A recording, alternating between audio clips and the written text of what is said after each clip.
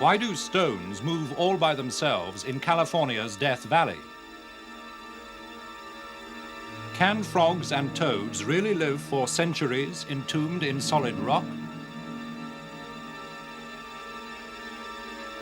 Do the mountains of Mongolia still harbor Neanderthal man? Did he die out 40,000 years ago, or does this ice block contain a survivor?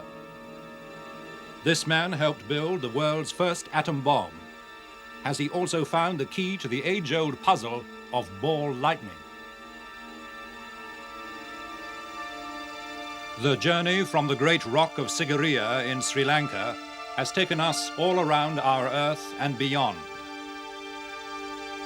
To Stonehenge in England and the midsummer sunrise.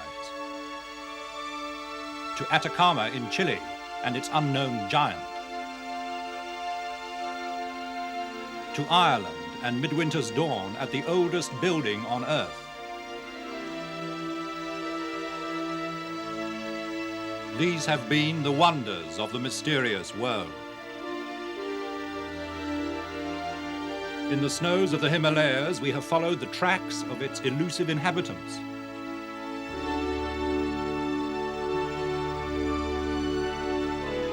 And deep in the forests of North America, caught glimpses of shadowy creatures.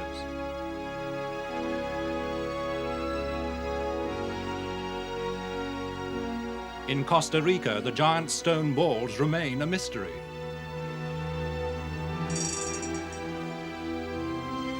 In Munich, the Baghdad Battery is still a powerful enigma. These have been the mysteries from the files of Arthur C. Clarke, author of 2001 and inventor of the communication satellite. From his home in Sri Lanka, after a lifetime of science, space, and writing, he has pondered the riddles of this and other worlds. In this series, we've scanned an entire spectrum of mysteries. Some are amusing, some are trivial, some are complete enigmas, some we may even have solved. But they vary wildly in significance. Some, though fascinating, are probably quite unimportant. Others, if we could fathom them, might change our entire understanding of the universe.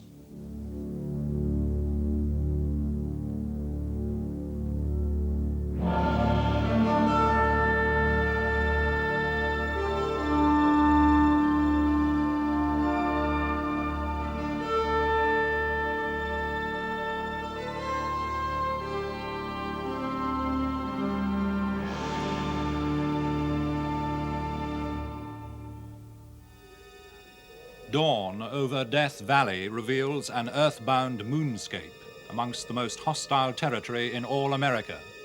Bitterly cold by night, blistering desert by day. Its only inhabitants are herds of wild donkeys. Yet here, strange tracks keep appearing on the baked surface, left by huge boulders, stones which seem to move under their own power, curving and looping for hundreds of yards and even for miles. The scene of this weird phenomenon is Racetrack Playa, a dried-up lake on the edge of Death Valley. Geologist Dwight Carey, with his new bride, has made the 7-hour journey here from Los Angeles. For more than a decade, he has been trying to find the key to the strange forces which cause the stones to move.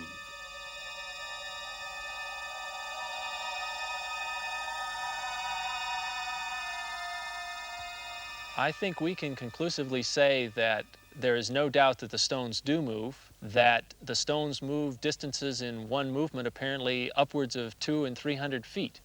We're talking about stones from the size maybe of your little finger on up to large stones of 600 or 700 pounds. No one has ever seen a stone move, but Carey quickly ruled out hoaxers. They couldn't have moved quarter-ton rocks for hundreds of yards without leaving telltale traces. He also discounted theories that Racetrack Playa was affected by mysterious vibrations or magnetic effects. As each new and serpentine track appeared, it was painstakingly plotted.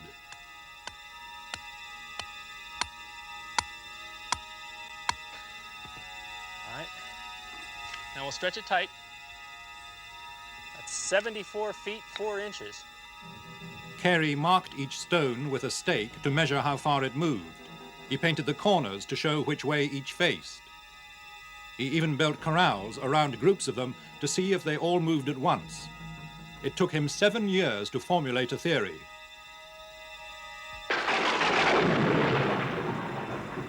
He thought that perhaps once every 2 or 3 years, rain and wind joined forces to produce precisely the right conditions. The playa surface is probably rather firm, but contains a thin layer of very slippery mud, possibly with some water standing on top of it. And the wind is able to pick the rock, start the rock to move, and slide it across on the firm base, but pushing aside the very slippery mud and sliding right on top of that as it moves. It's probably moving a couple of feet per second as it rides off across the playa, and after 100, 200 feet of movement, or sometimes just a very little movement, the stone will eventually come to rest as the wind dies down.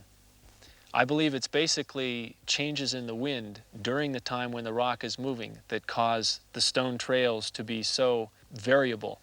The wind not only being funneled through this area, but the cliffs that protrude out sometimes give a whirlwind type effect, so that the wind is actually whipping around in different directions.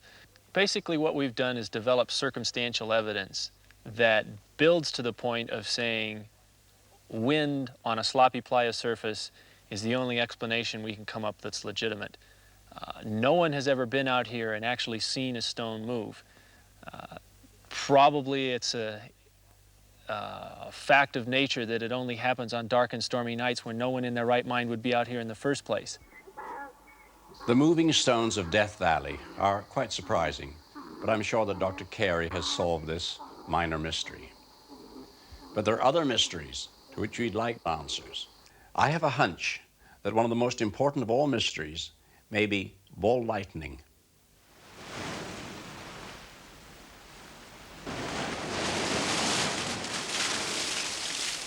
The definitive sighting of ball lightning was the one at Crail in Scotland in 1966. Mrs. Jean Meldrum and her mother were at the beach café one August afternoon.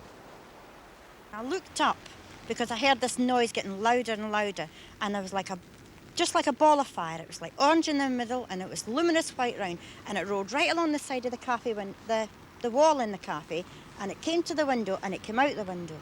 And I came up, lifted up the way to have a look to see what this was, and the thing came out the window and battered across the front of my chest. And then it vanished because I picked the kid up and I went inside because everybody was panicking by this time. But I was sore for days after it, and there was nothing else to see after it had gone. But it was just like a big ball of fire. All of a sudden, the whole kitchen that I was standing in just lit up luminous white. I couldn't understand it. It was very frightening. And then the screaming went on till the beach was empty. The cafe people had all run out the cafe. They ran out like lightning. And the beach attendant, who had a wooden leg, he usually sat on the table just next to the counter. And you never saw anybody move so quick in all your life. He was gone with the rest. And the following day, I discovered the 2 gas jets on the top of the cooker were cut right through. And we had to send it to the blacksmith in Crail, the local blacksmith, to be repaired.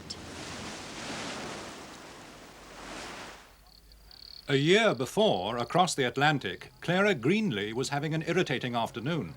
Because I was trying to swat a fly that'd been around aggravating us for I don't know how long.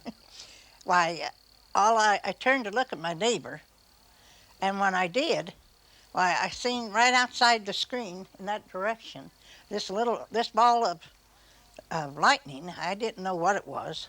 Why, it appeared, the size of probably a basketball, or maybe a little larger, and it started, the color of it was like orange, more or less, and it had like a halo around the edges of it. So just about the time that I was talking to my neighbor about this fly, it came in and I hit down, and when I did, this ball of lightning, it fell to the floor, rolled around a little, and exploded and made a terrible sound, I guess about like a shotgun. And my neighbor looked at me and said, "That ought to got him."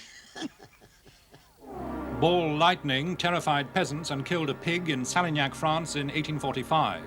Diane de Poitiers was chased by it on her wedding night in 1557.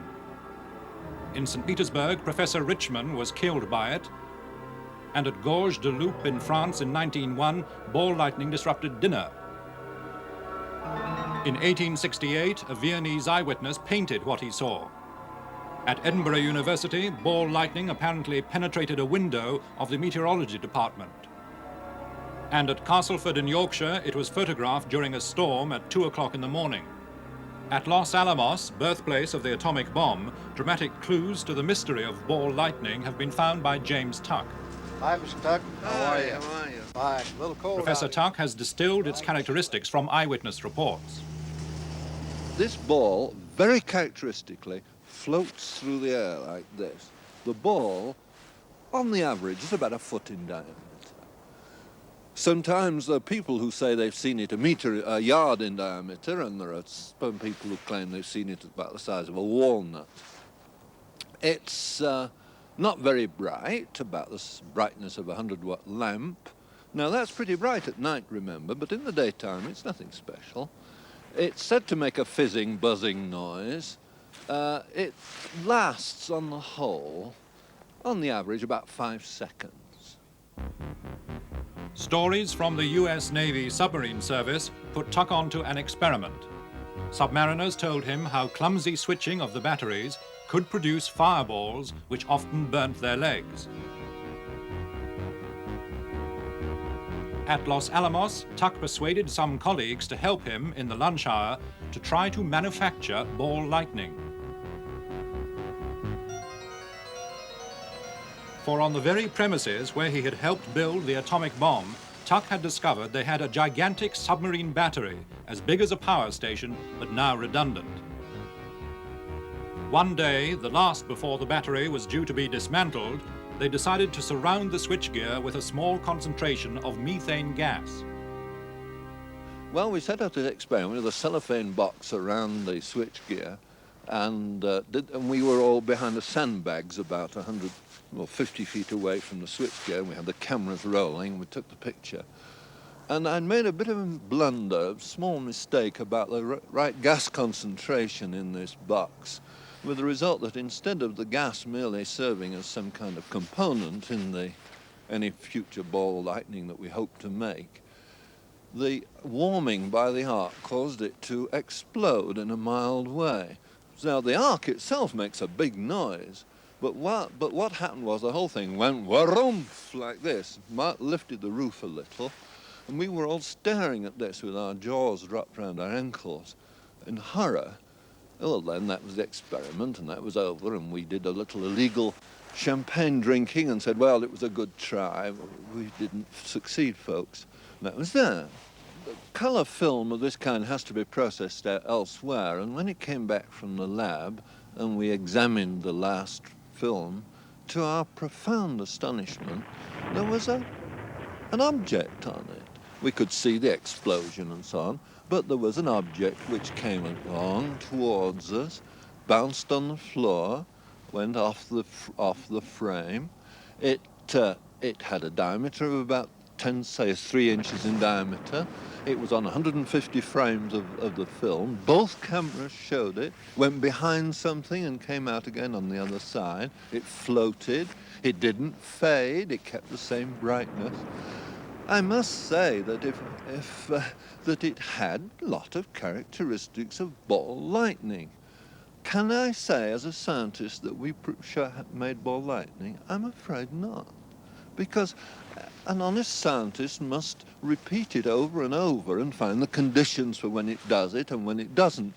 But this was an ex post facto affair. We couldn't repeat it. So all I can say is I think, if I were asked honestly, had we made ball lightning, I would say at a 50-50 chance we had. Ball lightning involves matter at very high temperatures, the so-called plasma state found in the cosmic furnaces of the stars. Through its study, we may be able to create here on Earth sources of infinite power, and then our energy problems will be over forever. But it's mankind's past to which this grisly cadaver offers a clue. known as the Minnesota Iceman, entombed in a glass-topped coffin, he was the star exhibit in a traveling show which drew astonished crowds in the late 1960s. The keeper of the corpse, Frank Hansen, claimed it had been found locked in an ice floe off Siberia in the Sea of Okhotsk. For the show, the ice was painstakingly pared down over the body. Zoologist Bernard Heuvelmans has spent a lifetime on the track of unknown animals. By chance, he was staying with a colleague in America when the Minnesota Iceman was revealed. They hastened to examine it. There was no doubt that we were looking at some sort of man. Not Homo sapiens, but some sort of strangely hairy man. We were struck by many things, the enormous hands and the enormous feet, and also, more especially, the features of the face, because it was absolutely unlike any man on earth. It was obvious that this creature had been killed, because the one eye was completely missing and the other was hanging out of the socket, and it had blood all around, so we thought it was probably shot in one eye and the bullet made the other eye pop out. At first, Heuvelmans had expected a fake, but now he believes the Iceman was genuine. From seeing it, there is no question that the Iceman could be a hoax, a faked dummy, rubber dummy, or what have you, as they told in the press when you have seen something. We examined this creature for 3 days, very carefully, and we were very suspicious, I can tell you, at the start. But after a while, that was quite ruled out. No, there is absolutely no doubt for me that I have been examining a Neanderthal man, a surviving Neanderthal man. Heuvelmans' account made world headlines with his proposition that the fresh frozen corpse was a Neanderthal, man's closest evolutionary relative, previously presumed extinct for 40,000 years. In the furore that followed, the Iceman was spirited away, and many other scientists claimed that Heuvelmans had been duped.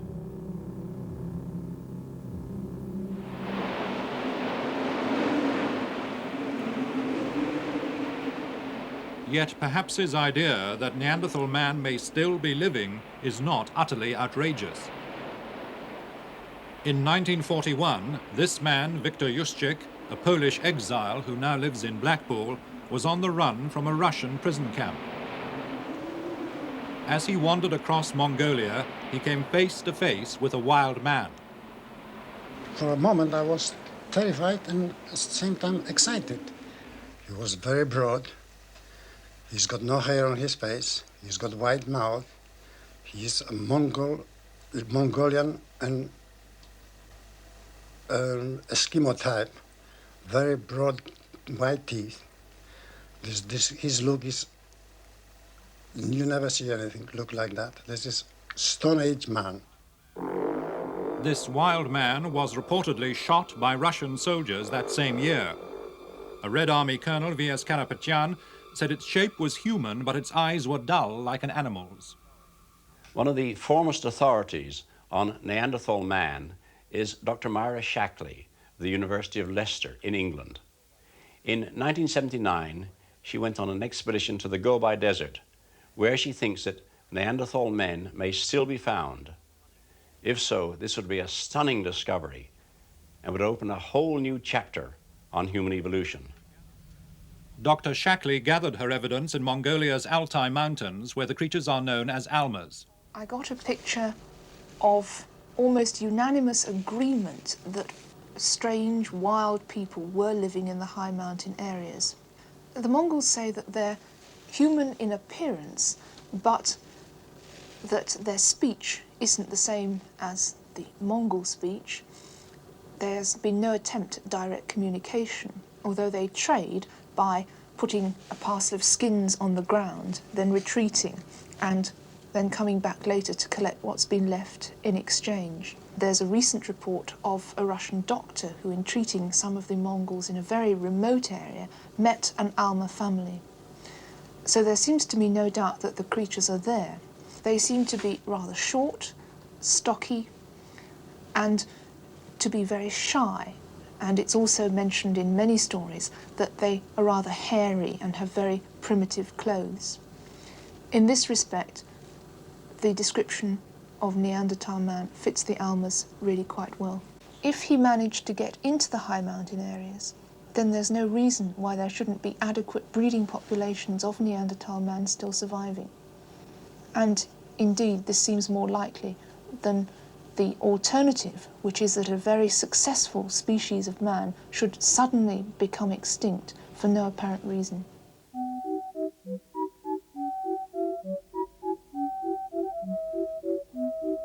Persistent reports of the survival abilities of another type of creature have brought Dr. Mike Tyler from Adelaide University, Australia, to Brighton Museum and its Cabinet of Curiosities.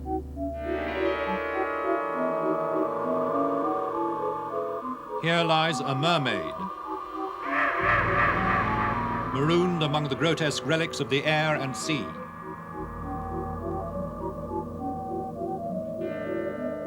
And strangest of all, this rock, which was found in 1883.